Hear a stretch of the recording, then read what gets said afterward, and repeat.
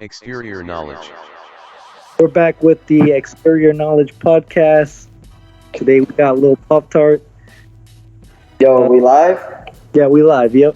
'Cause that was me that said that. So today, man, I already spoke about this, but I had this intense experience today. Like there was the white orb, that I've been connecting to for 3 years, and I felt like I've always forgotten that I always need to have fun. You know, like there's always times to be serious, and there's always times to have fun. And the part is that it was an experience that essentially made me more connected and more bond. And the moment that when I saw the white orb in the sky, it made me, and then I started moving around, and then I went left, right, backwards, front, and it was really locked onto me, telling me an indication of like, let's just connect, let's just bond, let's just have fun. It's almost like we were just chilling together, and every movement, it's almost like it knew everything that I was gonna do and everything I knew it was gonna do. Almost like we were consciously locked on to each other. And then essentially what happened is that I put myself almost in their experience while they were putting their experience in myself.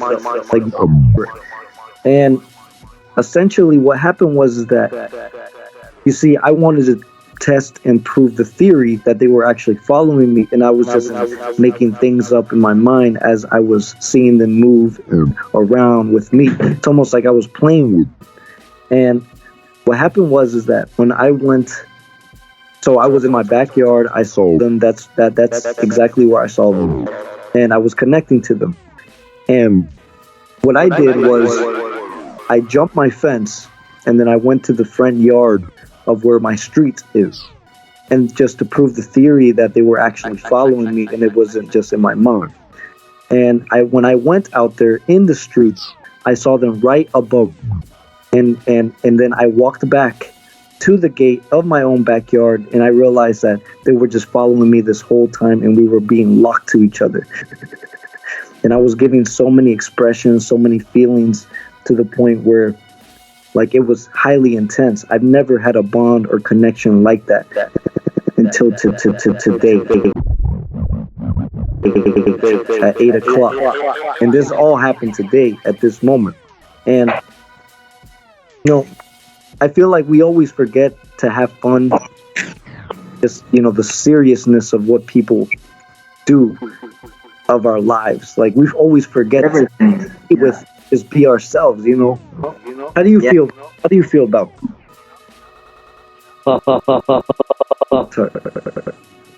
Me? So it actually. Exterior knowledge. I know that I talked to you about this earlier. Exterior knowledge. As soon as it happened on the phone, but just for the sake of the podcast, I'll repeat myself. It's actually a similar I don't know phenomenon specifically of them mirroring like what you do with Commander David Fravor, Tic Tac Limits, whatever. How he's described, it literally mirrored his exact movements going up and down in his jet. So they obviously have that capability. Man-made UFO or ET UFO. These vehicles, obviously have that ability. Exterior knowledge. Many others, but it's honestly very similar to your story just now. Reminded me of one of the first UFO docs that I ever watched. Exterior knowledge. Exterior knowledge. One of the first ones I ever watched was Australian Skies, where this dude from Australia doesn't do CE5, doesn't fucking meditate or anything. He just got lucky apparently his whole fucking life since he was a little kid. Like you, that's what I'm. But ever since he was a little kid, he's been seeing UFOs, and he's just got thousands of fucking hours of footage of real UFOs, mostly orbs. Is the thing is that a lot of times they are mostly orbs, but we can have a discussion on that topic later on. The difference between orbs and physical 3D craft. Right, yeah, no, definitely, because I feel like I've never seen a physical craft. That's what blew my mind today, because you're the one that taught me how to do this, and it'll be 1 year anniversary of my first contact. So whenever you told me that you've only seen the orbs every time, and that it hasn't been the physical 3D crafts, which is what I see most of the time. I see the orbs a lot too when I make contact. But mostly it is at least the first 2 weeks whenever I first started having success. And this is why I think this is that, and why you've been seeing the orbs more and I've seen the physical, is because one, you are more spiritual than me, so you understand what the orb is without seeing the craft, and you put the pieces together yourself. It took me a lot of fucking time and contemplating, as well as listening to Greer, even after Greer explained how they fold into space-time, and that's how they become an orb. Exterior knowledge. Vice versa. It's always, it's still one of those things that I think about every day, and I still try to figure out in my mind every day. But immediately, whenever my kid made his contact, and it literally did that in front of us, switched from a silver disc to a fucking orb in the middle of the day, just like that, that's when I realized, and I don't think any ufologist or anybody on UFO documentaries has even said this theory. My own personal theory is that they become orbs to not overwhelm people, and it's the most logical explanation. Whenever my kid looked up at the craft, that's when it turned to the orb. That's my grandma and grandpa or whatever. Exterior knowledge. My baby mom's grandma and grandpa, they saw the orb. I shined the green laser, it expanded and stuff, so it was still really extravagant and spectacular, but it wasn't overwhelming to the point of whenever you see their physical 3D craft, whether it's a saucer, fucking triangle, whatever, but it's physical 3D, it can be overwhelming even if you're trying to make contact, and even if you're being like me and literally asking to see the technology, because the technology is what drove me in at first. That was my interest. So I saw there's new technology on Earth. I gotta see what the fuck this is. Learned the truth about everything, and this whole time, even while I've been making contact, I've been not on the spiritual aspect of it, and that is a major flaw in everything about it. And that's the main thing I want to change, is I want to grow spiritually. And but yeah, that's why I think that I've seen more of the technology, because that's what I asked for. You've connected with them more spiritually because that's what you've asked for. You know what I'm saying? So it's all about just what you ask for. And if you have to just be very specific, and they take things very literally, is what I'm coming to learn. Exterior knowledge. No, definitely, because that's something that we can all accumulate to, and and when you connect yourself spiritually, meditation wise and everything, it all really depends on the idea, the thoughts, and everything that's to you. Your intentions. The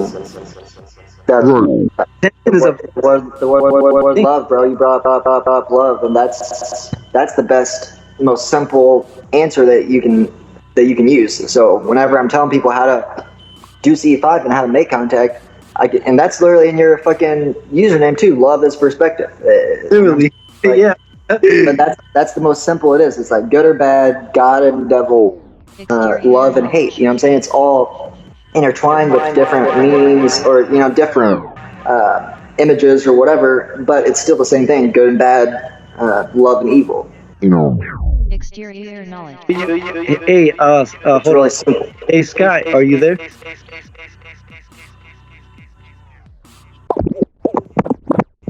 So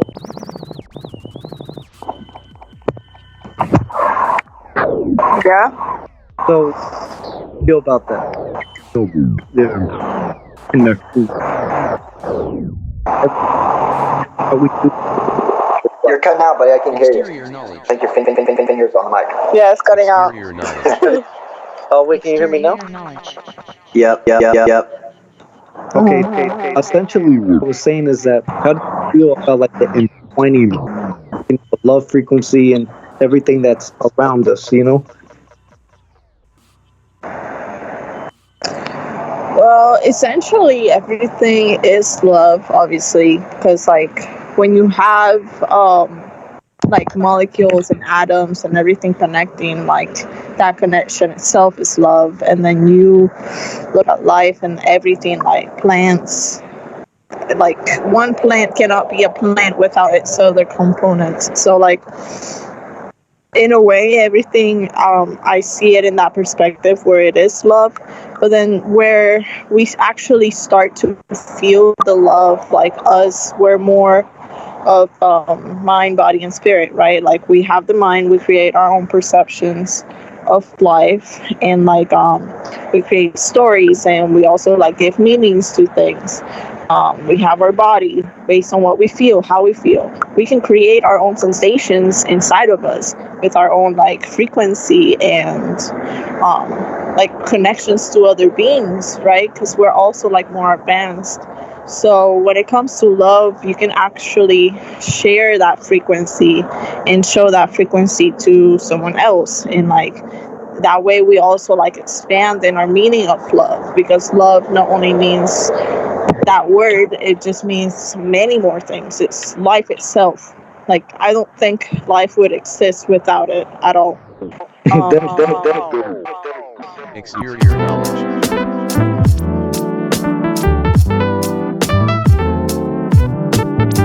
Exterior knowledge.